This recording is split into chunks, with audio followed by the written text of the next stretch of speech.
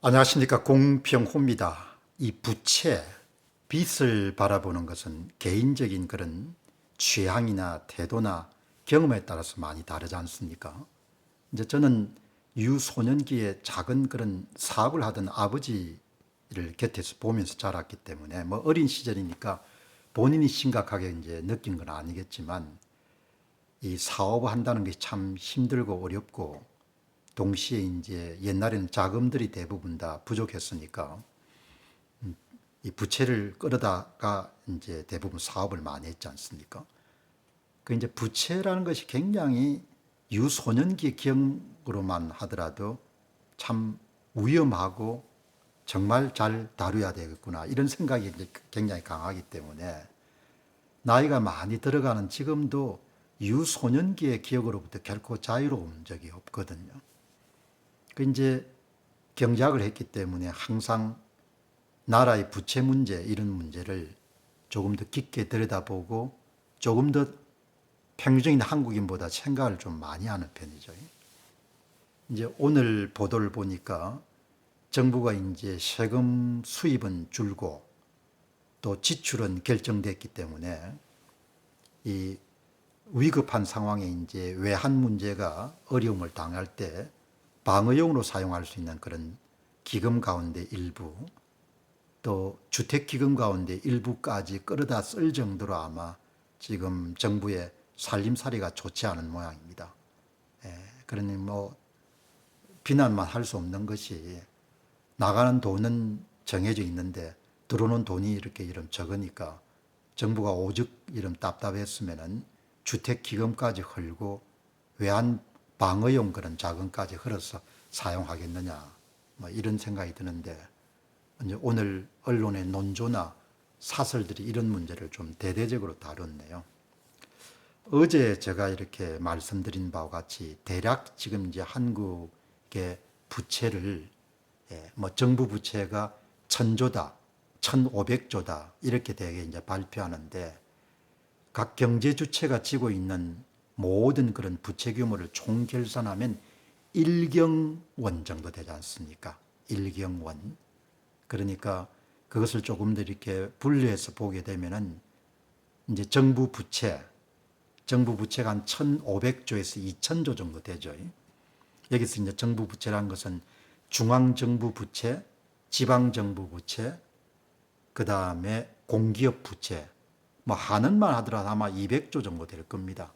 1,500조, 최소 1,500조, 최대한 2,000조 정도로 보면 되는 거죠.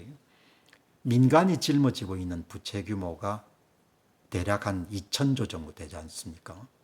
그러니까 기업 부채가 2,500조 정도 되는 거죠. 그 이제 상장 기업 가운데서 네 군데 가운데 한 군데 정도는 영업이익 가지고 이자를 커버할 수 없는 정도 상황이지 않습니까? 자영업 대출에 뭐 예를 들면은 문제점은 굳이 언급하지 않더라도, 어제 제가 강조한 것은 지금 연금 계획이 계속 이렇게 미뤄지고 있기 때문에 연금 계획과 관련해서 이제 이야기를 드렸는데, 이 이제 연금 충당 부채, 공무원 연금이나 또 군인 연금과 관련해서는 한 1,700조 정도의 미적립금이 있는 거지 않습니까? 국가가 약속한 거하고 그 다음에 들어올 수입의 격차가 1,700조 이상이 되는 거죠. 그건 어떻든 세금으로 메워줘야 되니까, 국가가 약속을 했으니까, 법으로 약속을 했으니까. 이제 동시에 국민연금이 1,800조 이상이지 않습니까? 그게 뭐 2023년 자료니까 지금은 더 늘었을 거거든요. 그게 이제 두 개만 합치더라도 연금 관련해서 국가가 약속한 것에서 들어올 돈을, 그 격차가 3,500조 정도 되지 않습니까? 어마어마한 액수죠. 3,500조 정도의 이제 세금으로 메워야 되는 겁니다. 그러니까 이제 한국의 이 부채 문제라는 것은 굉장히 심각한 거죠. 심각한 거고, 이 문제는 이미 이제 대부분 다 쉬쉬하고 넘어가지만, 제가 이제 박근혜 정부 때부터 일관되게 이야기하는 것은, 이 빈 문제를 좀 국민들이 시시각각 알 수 있게끔, 분기별이 아니고 주별, 달별 이렇게 해서 이 자료를 공개하는 게 좋지 않겠느냐. 공개를 해야 사람들이 좀 경각심도 갖고 씀씀이도 이렇게 줄여나가는데 협조를 하지 않겠느냐. 그러나 이제 정치하는 사람들은 그게 이제 굉장히 부담되고 또 빚 규모가 고스란히 그대로 공개가 되게 되면은 대외 신인도 같은데 또 영향을 미칠 수 있기 때문에 이제 그런 결정을 내릴 수가 없는 거죠. 이제 보면은 돈이 들어올 수 있는 데가 잠재 성장률이지 않습니까? 잠재 성장률은 뭐 불확실한 게 아니고 정확하게 예상이 되는 거죠. 예. 서울대 경제학부의 김세직 교수가 이야기하는 것처럼 정권이 바뀔 때마다 1%씩 잠재 성장률이 낮아지지 않습니까? 그리고 윤 정부에는 잘못하면 잠재 성장률이 0%까지 도달할 수 있다. 그렇게 이렇게 경고를 한 지가 뭐 벌써 10년이 넘었지 않습니까? 지금 이제 이번 달하고 지난 달에 출산율이 좀 반등한다 이렇게 해가지고 기대감을 갖고 계신 분도 계신데 뭐 그게 잠시 반등하는 거지 않겠습니까? 경제 상황이 불확실한데 취업난이라든지 주택난 뭐 이런 문제가 해결이 안 되는데 출산율이 조금 반동했다 해가 그것이 뭐 상황을 뒤집거나 그런 추세선을 그릴 가능성이 굉장히 낮거든요. 이제 그러면은 기본적으로 노인들을 부양할 수 있는 인구는 대개 20만에서 10만 정도로 예상을 할 수가 있고 지갑을 여러분들 대표하는 성장률은 5년마다 1%씩 계속 하락하고 그럼 들어올 수 있는 수입이라는 것이 예상 가능하지 않습니까? 수입이라는 것이. 그리고 지출도 예상 가능하죠.